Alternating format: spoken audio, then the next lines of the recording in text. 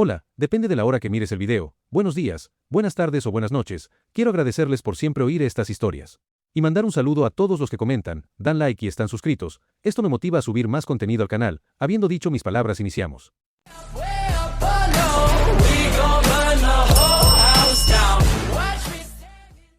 Descargo de responsabilidad. Los personajes presentados no me pertenecen, créditos a sus creadores. Para hacer crecer más al canal, denle clic a me gusta, comenta cómo te pareció la historia y suscríbete para no perderte las notificaciones. Capítulo 21. Perdí la cabeza. No hay otra forma de explicar por qué decidí montar este circo. Podría haber esperado a que anocheciera para abrir el portal a su habitación mientras dormía, y daba igual que estuviera bajo la atenta mirada de guardaespaldas. Nadie les habría creído, y no podían hacerme daño. Pero no, le solté a Lute que sería buena idea enviarle un escuadrón de exorcistas disfrazados de monjas guerreras. Y en vez de reírse de semejante estupidez o mirarme con cara de decepción, la aprobó sin dudarlo. Y los demás la apoyaron. Y bueno, ¿qué demonios? La idea en sí no era tan mala. Lo disfrazamos, lo dejamos entrar, ellos entraron, lo encontraron, salieron, todo duró unos 10 minutos, como mucho. Y que hubiera un montón de testigos, bueno, que les den, eso habría sido el comienzo de una nueva leyenda, nada más. Y entonces resultó que no era un demonio cualquiera, sino un maldito hechicero, lo suficientemente poderoso como para dispersar a los exorcistas e inmovilizarlos por completo. Entré en pánico, avergonzado, y corrí a salvar a las chicas, terminando expuesto ante un grupo de personas bastante influyentes, lo que echó por tierra mi plan de infiltración. Lo único que pude hacer fue improvisar un discurso sobre lo injusto de aquello y luego decirles en voz baja a mis chicas que registraran la cabaña del demonio en busca de algo sospechoso. Al mismo tiempo, dejé vivo a ese engendro. Tenía que averiguar de dónde sacaba semejantes poderes, tan inusuales para su especie. ¿Y si era uno de los que se alimentaban de Apple? La respuesta, sin embargo, resultó ser sorprendentemente simple. Almas. Resulta que su nombre no solo se debía a que era una criatura infernal, sino también a que como un verdadero diablo, robaba almas a los mortales. Se volvió tan hábil en esto que logró comprar las almas de todos los miembros de su cártel sin que nadie se diera cuenta. También compró las almas de casi todos los funcionarios de las estructuras oficiales, obligó a los esclavos del cártel a firmar contratos bajo amenaza de muerte y tortura, e incluso contratos con sus socios menores. En resumen, el tipo se merecía su apodo. Ser un simple demonio que podía morir fácilmente en cualquier momento, recolectar él solo decenas, incluso cientos, de miles de almas sin ser descubierto requería talento. Y naturalmente, gracias a estas almas, este demonio, como era de esperar, adquirió un considerable poder mágico, que incluso aprendió a controlar. No al nivel de la Goetía, por supuesto, pero sin duda está a la altura de un señor supremo, en la cima, porque sus hechizos lograron inmovilizar a mis chicas para que no pudieran escapar por sí solas, lo cual es significativo. Pocos señores supremos que recuerde podían presumir de lo mismo, aunque hubo muchos que lo intentaron. Y a juzgar por todo, no había ningún aristócrata infernal particularmente astuto detrás de él. Quien, a cambio de dinero, compartió con él el conocimiento necesario para usar sus poderes, algo que el propio demonio declaró con orgullo y que quedó demostrado en sus notas, donde, aunque de forma tosca, documentaba meticulosamente todo lo que intentaba y los resultados. Lo descubrió todo por sí mismo, usando su propia mente, a veces buscando valiosas ideas en antiguos libros humanos, no encontró nada particularmente útil, pero sí inspirador. En resumen, el chico triunfó de forma natural. Y vaya, era el demonio más genial que he conocido. Ese demonio mercenario, Striker, de la primera temporada de El Boss, que era realmente genial, parece patético en comparación. Striker simplemente cazaba a un representante de Lars Goetia, mientras que Diablo era prácticamente el rey. De hecho, lo respetaba, lo suficiente como para que en lugar de una ejecución dolorosa y brutal, simplemente lo desintegrara, instantáneamente y sin dolor. Fue un extraño acto de misericordia, por supuesto, pero me da igual. Si yo fuera Lucifer, sin duda lo habría reclutado como mi secuaz, pero por desgracia para el diablo, que jamás se dignó a revelar su verdadero nombre, yo estaba del lado del bien y la luz, así que, descansa en paz, imbécil, te recordaré como uno de los personajes más pintorescos que he conocido. Tras esto, la operación Terra Exorcismo continuó como de costumbre. Se encontraron 3 demonios y una demonio de especie indeterminada que decidieron convertirse en reyes de Lampa, pero comparados con el verdaderamente épico el diablo, todos parecían francamente patéticos. Simplemente formaban bandas en los rincones más remotos y salvajes del planeta y aterrorizaban a los lugareños. No nos topamos con nadie más destacable. En serio, casi todos los demonios de poca monta parecían vivir según el mismo patrón con mínimas variaciones. Traficar con mercancía ilegal, amasar una fortuna, gastarlo todo en lujos, repetir hasta aburrirse. De las decenas de miles que había, solo un par de cientos pensaron en algo diferente, e incluso esos eran peores. Era tan grave que sin piedad, tiré a la basura a casi 1000 de ellos, porque, ¿qué demonios? Solo Violette se salvó. Casualmente, ya había llegado a un acuerdo con el cura del pueblo para ayudarle con las tareas domésticas, ya que la había dejado sola. Bien por ella. Bueno, terminamos en 4 días, y no pasó nada más destacable durante ese tiempo. Quizás lo más difícil seguía siendo conseguir que todos esos demonios trabajaran por el bien del universo, o al menos de la humanidad. Es una tarea titánica, ¿sabes? Incluso teniendo en cuenta que todos tienen contrato. Bueno, irán a la cárcel cuando terminemos, pero eso es un detalle. Básicamente, como están obligados por contrato a hacer todo lo que les pidamos, o están perdidos, no tiene sentido encerrarlos a todos en prisión o montar un campo de concentración para ellos. No van a ir a ninguna parte si quieren vivir. Así que se decidió enviar a la mayoría de los demonios a casa. ¿Eh? ¿Para qué me molesté entonces en buscar una prisión? Bueno, tenía que tenerlos en algún sitio hasta poder contratarlos. Y de todos modos, muchos de los prisioneros de aquí se quedaron sin hogar de repente a raíz de su deportación, así que aún los necesitaremos. Pero bueno, ya los contraté, ¿y ahora qué? Hay que asignarles trabajo y transportarlos. Me abstuve de esto, la verdad. No tenía ganas de ocuparme yo mismo. Bastaba con haber proporcionado a los guardias que de hecho, supervisarían. Sin embargo, el puesto de supervisor jefe lo asumió, algo inesperadamente para mí, Abel, quien empezó a distribuir a nuestros voluntarios entre los frentes de trabajo que le asignaron los serafines junto con el consejo privado, así que ese asunto quedó resuelto. Otra pregunta es, ¿cómo llegarán allí si los enviamos al infierno y nos llevamos las piedras? Bueno, les devolvimos las piedras. Tras una pequeña mejora, ahora sirven como baliza y comunicador, que en caso de emergencia, se desplazará a nuestro destino al instante. Y hemos hecho que todos las lleven puestas constantemente. ¿Para qué dejar que se llenen de polvo? Que nos sirvan. Por cierto, yo estaba presente cuando Serai y un par de sus familiares las transformaron todas a la vez en medio minuto, y debo decir que me impresionaron. Pueden obrar milagros cuando se les necesita. Es cierto que hubo un problema. Tuvimos que posponer la actualización de la barrera, de lo contrario las piedras dejarían de funcionar. Pero bueno, cuando el último demonio revierta el plazo, las actualizaremos. Los serafines tendrán que usar la energía que están reservando para el milagro del regreso de Estel en esto de todas formas, así que no hay prisa. En fin, se podría decir que el problema con los demonios en la Tierra está prácticamente resuelto.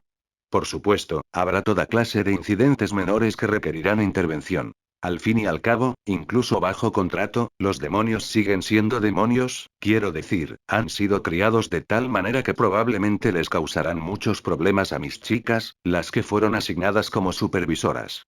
Pero, en general, ya no habrá demonios sueltos vagando por la tierra con drogas, envenenando a mis descendientes o causando otras fechorías, así que puedo respirar tranquila. Esta etapa por fin ha terminado, así que podemos prepararnos para la siguiente. La operación de ferrización, justo después de que resuelva el asunto de nuestros trabajadores agrícolas. Más de 40.000 demonios son, francamente, mucha gente a la que vigilar, e incluso si los dividiéramos en grupos más grandes, aún necesitaríamos una parte importante de mis chicas, porque, ¿a quién más nombraríamos como supervisoras? Al menos uno de los serafines, una tal Mastema, junto con un tal San Claudio, accedió a hacerse cargo por completo de las medidas punitivas, y mi participación fue mínima. Pero como mis chicas estaban involucradas, no había forma de que pudiera desentenderme, es decir, confiarlo todo a especialistas competentes era impensable. En fin, ¿qué más da? Blitz empezaba a preocuparse. Verósica había desaparecido y ya no contestaba sus llamadas. Llevaba ya unos días desaparecida. Había dicho que iría a ver a los mortales por trabajo y que quizás se quedaría allí atrapada, pero parecía tardar demasiado. ¿Había pasado algo? ¿La habrían capturado? ¿O tal vez había muerto en el infierno, en algún tiroteo? ¿O quizás se había cansado de jugar con él y lo había dejado? No es que le importara. Todo el mundo sabe que las Sukubos son unas arpías volubles, listas para abandonarte en cuanto te han exprimido hasta la última gota. Sabiendo esto, Blitz incluso había empezado a plantearse dejarla él primero. De todas formas, ella lo habría dejado por algún ricachón imbécil o algo así. Lo más probable era que sí. A ella le daba igual, a él le daba igual ella, y solo estaban juntos por sexo. Sí, exacto. Y sin embargo, atormentado por las dudas, Blitz fue a visitar el apartamento de su novia, le quedaba de camino, así que ¿por qué no? Casi esperaba encontrarla vacía, pero, mierda. Ropa, baratijas y demás cachivaches. Todo estaba allí. Y en la mesita de noche, encontró su cartera. Así que definitivamente no se había esfumado, y de todos modos no pensaba ausentarse mucho tiempo. Nadie escondería una cartera en un lugar tan accesible si se fuera por un largo periodo. Bueno, eso dejaba solo una opción. Había muerto en algún lugar. Y aunque no fuera así, Blitz sopesó la cartera en su mano y miró dentro. Ja, ja, esa zorra sí que vive bien. Y debería tener más dinero en su tarjeta. Por suerte, de alguna manera vio su PIN. Bueno, si de verdad está muerta, entonces no necesita este dinero, y aunque no lo esté, Blitz negó con la cabeza, ahuyentando los pensamientos inoportunos. Esto iba a suceder tarde o temprano, solo que ahora sucedería antes. Guardando la cartera en el bolsillo, Blitz observó el apartamento con ojo crítico. En principio, había suficientes cosas que podrían valerle algo de dinero, como ropa que podría vender al por mayor en una tienda de segunda mano, y muebles, aunque, aparte de esa silla, nada le llamó la atención, pero si iba a saquear el apartamento, ¿para qué preocuparse por unas monedas? Probablemente no cabría todo en su furgoneta, pero si conseguía un remolque, en fin, Blitz estaba a punto de ir y venir a su furgoneta, pero al salir del apartamento, se topó con la dueña, que había desaparecido. Oh, Verosica, aquí estás. Y yo estaba aquí, buscándote, forzó una sonrisa, y entonces notó la expresión en el rostro de su casi exnovia. Parecía asustada. Blitz, susurró ella y de repente se arrojó a sus brazos. ¿Qué ha pasado? La sujetó automáticamente y comenzó a acariciarle la espalda. ¿Te ha hecho daño alguien? Dime quién, y le daré una buena paliza. Ángeles, exclamó ella, y Blitz se quedó helado. Los ángeles me atraparon, ¿qué? ¿Qué ángeles? Exorcistas, añadió ella, y a Blitz se le heló la sangre. Me arrebataron de las manos de los mortales y me arrastraron a una prisión. Pensé que me matarían allí, después de torturarme, pero, en vez de eso, me obligaron a firmar un contrato. ¿Un contrato? ¿Qué contrato? Ni yo mismo lo entendí del todo. Dijeron algo sobre que los demonios no podían caminar sobre la tierra, que yo había roto una especie de pacto entre el cielo y el infierno, y que mi elección era la muerte o trabajar para ellos. Vaya, así que ahora vas a trabajar para ellos. Y yo que creía que estaban en contra de la esclavitud, dijo el demonio tímidamente, sin saber cómo reaccionar. Blitz, te amo. ¿Qué? Si antes se había sorprendido, ahora estaba completamente atónito. Sí, sí, ya sé, una sucubo y el amor son una contradicción, pero, Blitz, estaba tan asustada, de verdad pensé que iba a morir, y en ese momento solo podía pensar en ti. En tu sonrisa pícara, en tus travesuras, en tus intentos de impresionarme, en tu cariño, lo único que quería era verte una última vez. Si eso no es amor, entonces ¿qué es? Blitz no supo qué responder a esa pregunta ni qué decir. Blitz, cariño, quiero estar contigo mientras ella continuaba su ataque psicológico. Eres un verdadero imbécil, pero soy la persona más cercana a ti que jamás hayas sido. De repente me di cuenta de que nuestra vida juntos es corta y triste, sobre todo para un idiota imprudente como tú, que siempre se mete de cabeza en todo, y como de todas formas es corta y triste, quiero pasarla con alguien con quien quiera vivir. Así que Blitz, por favor, no me dejes, y con estas palabras, Blitz se sintió increíblemente incómodo. Pensó que solo era una aventura que se había alargado demasiado, que tarde o temprano uno de los dos traicionaría al otro, como siempre sucede, pero entonces, eso. ¿Y qué debería responderle? No te preocupes, Ver, no te abandonaré, dijo, secándose una lágrima mientras planeaba cómo devolverle la cartera discretamente. Nunca pensó que encontraría a alguien con quien pasar el resto de su vida, pero ya que el destino le había concedido semejante regalo, sería un completo idiota si lo rechazara. Probablemente tendría que buscar un trabajo más seguro y estable. No quería dejar solos a Verosica y a sus hipotéticos hijos si moría. Este fanfic llega a ustedes gracias a Translator Light Novels. Si escucha este audio en otro canal solo lo copiaron y pegaron. Ah, hermana mía, pasa y ponte cómoda. ¿Te apetece un té? El marqués Andrealtus, apodado el matemático por los demás miembros del Ars Goetia, ayudó amablemente a Estella a sentarse a la mesa. No estoy de humor, hermano, así que vayamos al grano, si no te importa. Uf, ¿qué ocurre? ¿Tu marido ha vuelto a hacer de las suyas? Podría decirse que sí. Por el abismo, me irrita cada día más. Gruñó ella, sin el menor tono aristocrático. Bueno, disculpa, justo iba a hablar de él. Verás, me ha llegado la noticia de que el príncipe Stolas ha solicitado en secreto una audiencia con el rey Paimon. ¿Sabes algo al respecto? Oh, sí. Ese cretino piensa que soy una ciega, incapaz de saber que lleva 2 días seguidos usando la cámara ritual. Y por casualidad, ¿sabes qué rituales realizó? ¿Por qué no? El idiota intentaba encontrar su grimorio, que dejó que le robaran. ¿Qué? Anderalpus parpadeó sorprendido. Vaya, eso sin duda lo deja muy mal parado, ya que permitió que le robaran la reliquia que le habían confiado, pero confieso que me preocupan mucho más por qué se dirigió al rey, así que no pudo encontrar el grimorio por sí mismo, por eso fue a inclinarse ante su majestad. ¿Qué? Preguntó el marqués de nuevo, aún más sorprendido. ¿Estás diciendo que no pudo encontrar el grimorio usando rituales? Exacto. Ese inútil ni siquiera puede hacer algo tan simple correctamente. A Andrealpus le habría gustado darle la razón a su hermana, pero, Stolas, por mucho que le costara admitirlo, se había ganado con creces su puesto en el Ars Goetia. Era un místico muy hábil, y creer que simplemente había olvidado cómo realizar correctamente algún ritual mediocre, aunque tentador, era muy improbable.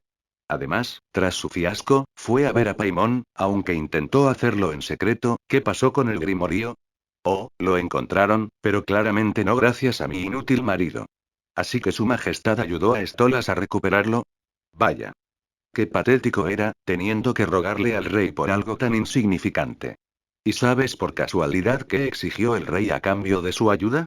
No tengo ni idea, reflexionó Estella. Ese idiota parece bastante alegre, aunque está más agitado de lo normal. Déjame ver, cogió su móvil y pasó 3 minutos trasteando con él, murmurando incoherencias. Y esto no es propiedad nuestra, al menos no veo ninguna transacción con el rey Paimon. Andrealpus se quedó pensando profundamente. Así pues, el grimorio de Stolas fue robado, y por alguna razón no pudo encontrarlo por sí mismo, lo cual es absurdo, la verdad, así que fue a presentar sus respetos a Paimon. Y Paimon no solo lo ayudó, sino que además no le impuso ningún castigo severo, que de por sí es inevitable. Los grimorios de Lars Goetia figuraban entre sus posesiones más preciadas. Y no le importaría que simplemente permitiera que se los robaran, pero ser incapaz de recuperarlos él mismo, semejante incompetencia podría haberle costado su título. Sin embargo, parecía haber salido impune. Claro que no podía estar del todo seguro, pero el hecho de que Paimon no hubiera hecho público el asunto era bastante revelador. Y aún así, al menos algo público debería haber ocurrido. El rey Paimon era sin duda un maestro de la intriga, pero prefería el enfoque directo. Quizá porque era demasiado poderoso y podía permitírselo, quizá porque era demasiado viejo y hacía tiempo que estaba hastiado de todo tipo de subterfugios. En cualquier caso, Stolas no debería haber salido tan bien librado de semejante fracaso. Pero, al parecer, lo hizo. ¿Cómo? ¿Por qué? Y no deberíamos pasar por alto el hecho de que no pudo encontrar al ladrón por sí mismo. ¿Acaso el ladrón pudo haber bloqueado de algún modo los rituales de búsqueda? Teóricamente, sí, pero eso reduce el grupo de sospechosos a la más alta aristocracia, pues solo ellos ostentan tal poder. Andrealpus compartió sus pensamientos con su hermana. ¿Oíste que Cephala fue castigado recientemente por la mismísima Lilith? Preguntó ella tras un instante de reflexión. Y sucedió poco antes de que el grimorio regresara a Stolas. ¿Sugieres que estos dos sucesos están relacionados de alguna manera? Reflexionó el marqués. Ocurrieron sospechosamente seguidos. ¿Pudo Cephala haber participado en el robo? Es, teóricamente posible, pero ¿para qué lo necesitaría? Sus intereses con Stolas nunca se cruzaron, que yo sepa, y su relación es inexistente.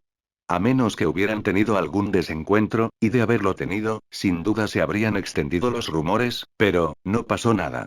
La situación no cuadraba. Si solo hubiera sido Stolas, tal vez lo habría olvidado, pero estaba casado con su querida hermana, y si alguien lo tenía en la mira, ella también podía serlo.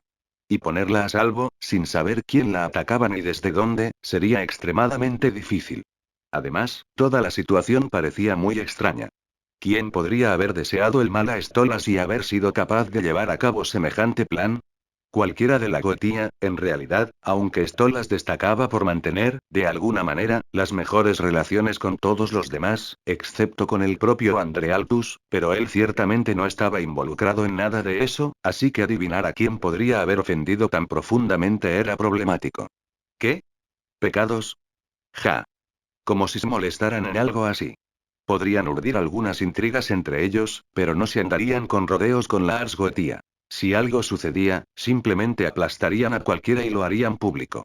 A menos que Stolas hubiera encontrado un mecenas de una liga verdaderamente alta, corrían rumores de que tenía una relación comercial con Asmodeo, quien, por cierto, también comenzaron a circular extraños rumores que decían que por alguna razón, había empezado a capturar a los demonios a quienes les había entregado sus famosas piedras, pero se decía que Cepal tenía tratos comerciales con Mammon, cuya mutua hostilidad con Asmodeo era bien conocida.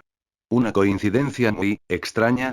También circulaban extraños rumores sobre el ángel caído y la misteriosa desaparición de su esposa, quien había reaparecido recientemente y de repente se había hecho cargo de los asuntos de los nacidos del infierno, que había descuidado durante años en favor de los pecadores. Algo extraño ocurría en el infierno, más extraño de lo habitual, y Andrealpus presentía que algo se avecinaba.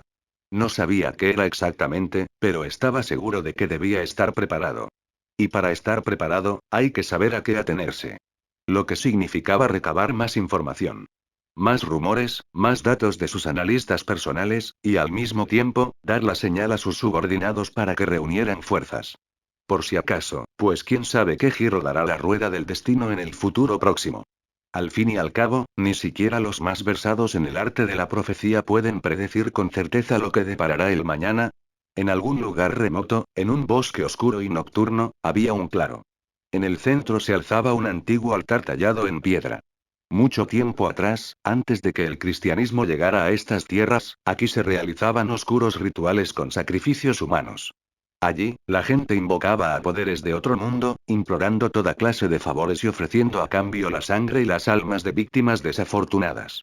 Muchos años habían transcurrido desde entonces. Sus habitantes se habían marchado a otras tierras y sus oscuros misterios se habían perdido en el olvido. Desde entonces, este lugar permaneció abandonado y olvidado, hasta que fue redescubierto y devuelto para su antiguo propósito.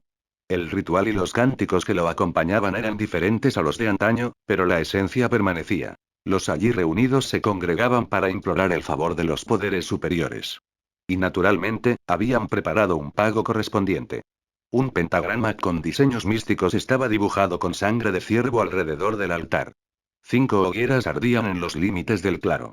12 hombres con túnicas negras rodeaban el pentagrama e invocaban a las fuerzas oscuras en una lengua olvidada, mientras un 13º violaba a una muchacha desnuda encadenada al altar. El nacimiento y la muerte son los dos momentos más importantes de la vida, y precisamente por su importancia, poseen un gran poder místico, aunque los simples mortales suelen ser incapaces de controlarlo. La palabra clave es suelen. La muchacha sollozaba y se retorcía entre sus cadenas, incapaz de hacer otra cosa que gritar implorando clemencia entre el dolor y el miedo. Por desgracia, su destino ya estaba sellado, su torturador terminó su cruel acto y recuperando el aliento, bajó lentamente del altar, preparándose para el clímax del espectáculo. Por favor, no, susurró la desdichada con voz lastimera, pero el hombre desnudo de la máscara negra ni siquiera pensó en retroceder, sobre todo al final, y alzó el antiguo cuchillo ritual sobre ella. Oh, gran oscuridad, toma este sacrificio en tus manos y responde a nuestro llamado. Ave Tenebrae. Y entre los gritos de sus cómplices, el cuchillo se hundió en el corazón de la víctima. La desdichada mujer agonizó un instante antes de exhalar su último aliento. Los miembros del culto se quedaron paralizados, expectantes. Al principio, parecía que nada ocurría, pero solo si no se observaba con atención la sangre que brotaba de la víctima. Se extendía por el altar y el cuerpo de la difunta, formando intrincados patrones. Entonces, el patrón en el suelo comenzó a brillar con una tenue luz roja, igual que la sangre de la víctima. De repente, el cuerpo empezó a convulsionar, cubierto por completo de sangre, y en un momento dado se elevó, rompiendo sus cadenas, estallando en llamas por un instante y transformándose. Los miembros del culto cayeron de rodillas, incluido su líder. Ah, ¿cuánto tiempo ha pasado desde que me invocasteis con tales ofrendas, hijos míos? Dijo la mujer con una amplia sonrisa. Ya no era la víctima asesinada hacía un momento, aunque guardaba un vago parecido con ella. Se recostó lentamente sobre el altar en absoluto silencio, interrumpido solo por el crepitar del fuego y el tintineo de las cadenas rotas de sus grilletes. Habéis venido de muy lejos para verme, hijos míos, y decidme. ¿Qué estáis dispuestos a darme a cambio de mi misericordia, de mi protección? Todo, oh gran ser. Lo que desees, con tal de que nuestros deseos se cumplan. Y más que nada en el mundo, deseáis poder y dominio sobre este mundo, ¿verdad? Sí, sí, gran ser. Deseamos el poder para aplastar a nuestros enemigos y subyugar a todos los demás. Y lo recibiréis si os dedicáis a mí por completo, sin reservas. Lo sabemos, gran ser. Estamos listos. Estamos listos. Exclamó el líder, y los demás lo apoyaron al unísono. Ah, qué fervor. Qué determinación. Qué admirables son. Tal celo merece sin duda mi recompensa. La mujer se sentó en el altar e hizo una seña al líder. Acércate. El líder obedeció sin rechistar. La mujer agarró la empuñadura del cuchillo, aún clavado en su pecho, lo extrajo y de repente, atravesó el corazón del sectario. Los demás jadearon, observando cómo su líder comenzaba a convulsionar, pero entonces, de repente, se detuvo y la miró sorprendido. Ella retiró el cuchillo, y el hombre, atónito, examinó su pecho con igual asombro. Estaba completamente intacto, sin rastro de sangre. ¿Lo sientes? ¿Sientes mi regalo? Sí, ama, el hombre alzó las manos frente a él y encendió una llama verde en sus palmas. Este es un regalo maravilloso, ama. Gracias. Me alegra que aprecies tanto mi regalo. La mujer rió entre dientes, y luego se volvió hacia los demás. ¿Por qué estáis ahí parados? ¿Qué esperáis? Venid a mí, hijos míos, y recibid también mi regalo. Los sectarios se pusieron de pie de un salto y corrieron hacia su nueva ama, ignorando su sonrisa depredadora. Los juguetes nuevos siempre son un placer, especialmente ahora, cuando los necesita para su trabajo. Ahora, si tan solo supiera cómo usarlos, o dejarlos libres con unas pocas palabras de despedida. Ah, tantas opciones, tantas posibilidades, es tan difícil elegir. Bueno, tomará una decisión más tarde, pero por ahora les repartirá regalos a estos idiotas y tal vez, se divierta un poco con ellos. ¿Para qué sirven los esclavos, después de todo, si no es para satisfacer los propios deseos?